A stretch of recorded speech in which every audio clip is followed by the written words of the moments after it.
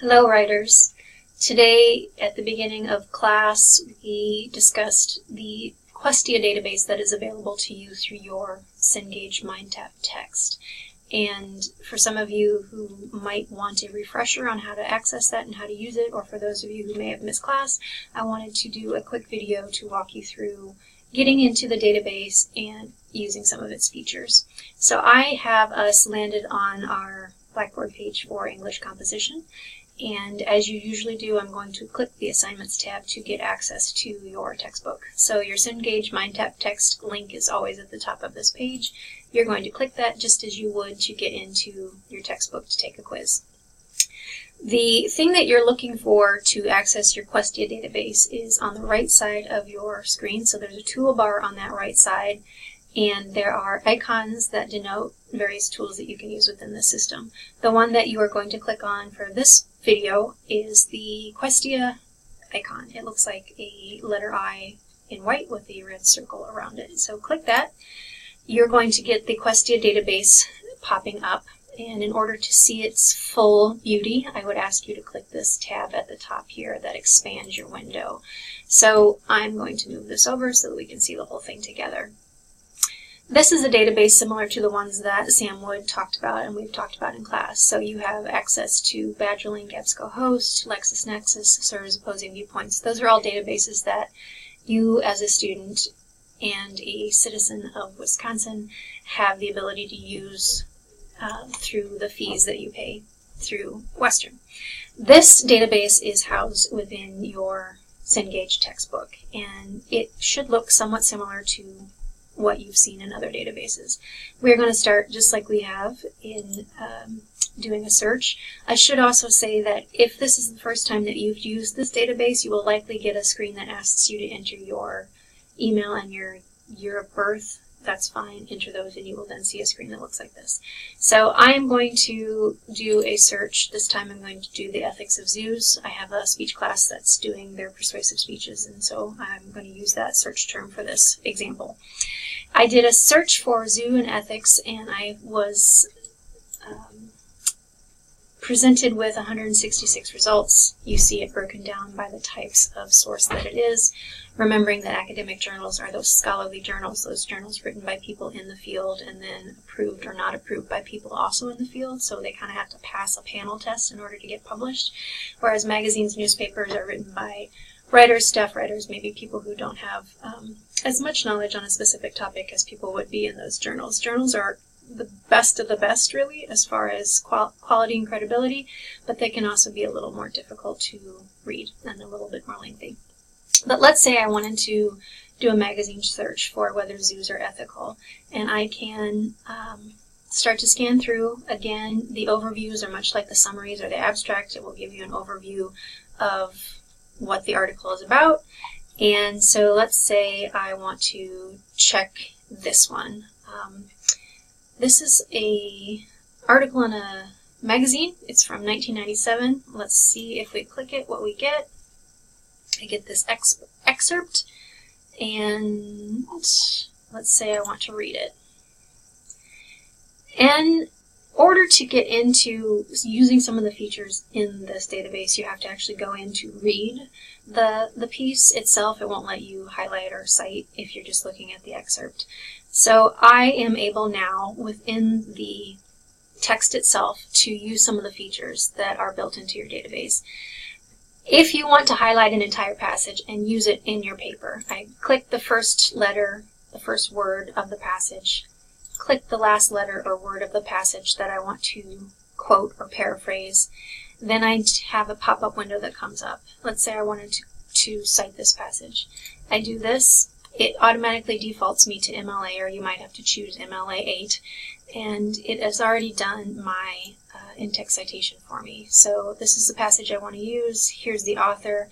I would argue the only problem with this is that your period goes on the outside. It's a different issue, but I want to save this for later. I click Save, and it shows that I have kept this. The underline means that I have used this. In addition to the cite tools, you can also highlight. You can look things up. So this word dichotomy, let's say I'm not familiar with it.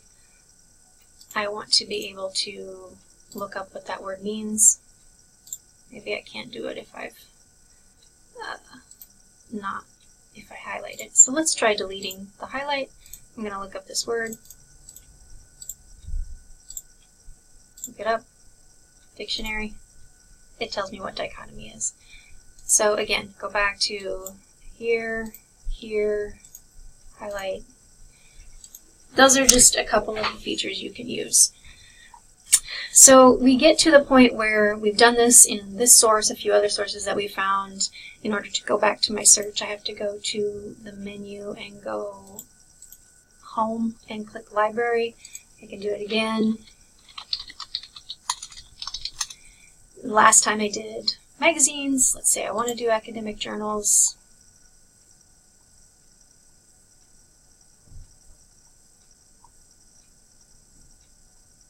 This is an intriguing title.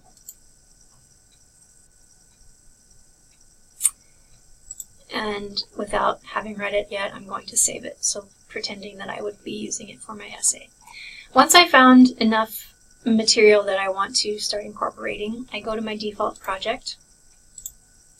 I have several sources saved in here because I've used this for multiple classes, but I then start to highlight all of the text that I want to use in my paper, and I am able to click on each one that I expect to be using in my works cited page.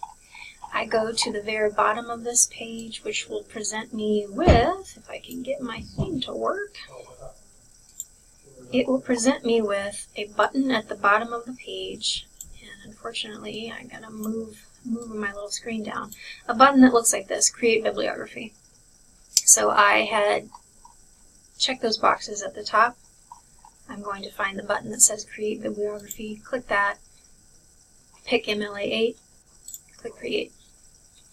This will pop up for me a window of the sources that I could then copy paste and put into my works cited page. I don't have to use a website like EasyBib or NightCite or Citation Machine to manually do it or to try to kind of bumble my way through it. And that is a big time saver. It's also much more likely to be correct if I do it this way. And the added bonus is that I've used a database. I know the quality of the information within it is going to be more high quality than I would just get through a common web search. And again, if I have cited a passage, I can view those citations, I can copy and paste them and put them in my text. You'll note that here it is keeping track of the things that you are quoting or taking actual passage word for word from. It has the quotation marks there for you. And remembering that you do need to use some paraphrases and quotes within the body of your illustration essay. So maybe you copy paste one of these quotes, but you then turn it into a paraphrase, which you certainly can do, and your in-text citation will already be done for you. So again, some really great features in this database: the ability to look things up, the ability to bookmark, to highlight, to save passages, and then probably most conveniently and most helpfully, the ability to create a works cited page through the database using the sources that you found. And it's not just limited to database articles. It's books and magazine articles and newspaper articles and good stuff in here. So please do take advantage of the database within here. You're paying for it with your payment of this textbook, and it is probably one of the most user-friendly or easiest to use citation tools that I've come across in my decade of teaching and my decades of research that I've done. So take advantage of what the perks of this are. All right. If you have any questions, let me know. Happy researching. Thanks.